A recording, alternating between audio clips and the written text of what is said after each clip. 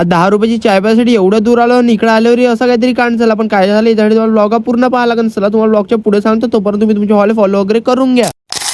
तर जय श्रीराम मित्रांनो, पुन्हा एकदा स्वागत आहे तुमचं आपल्या नवीन ब्लॉग मध्ये. सकाळी सकाळी बिना आंघोळ करून मित्रांसोबत निघून गेलो मोबाईल घ्यायसाठी, कारण आपल्या मित्राला घ्यायचं होतं एक मोबाईल. म्हणून मग सगळ्यात पहिले एका पहिल्या दुकानावर आलो. ह्या दुकानात पाहत होते इतके सस्ते असते मोबाईल होते ना, आम्हाला घ्यायचे होता महागाचा मोबाईल. म्हणून ह्या दुकानातून पहिले बाहेर निघालो. बाजूलाच एक दुकान होते, ह्या दुकानात गेलो. इथं पाहिले तर असे आयफोन ठेवले होते एकदम कचऱ्यासारखे. विचारता येत होते एखादी घेऊन बघून जातो, पण मग म्हटलं जर गलतीनं सापडलो तर असे कुत्र्यासारखे मारणार का, काही विचार नाही. मग या दुकानात एक दोन मोबाईल पाहिले, मित्राच्या आयफोन साठी कव्हर पाहिलं ना, काहीच नाही घेतलं. दुकानातून बाहेर निघालो. चीटिंग करता है तू.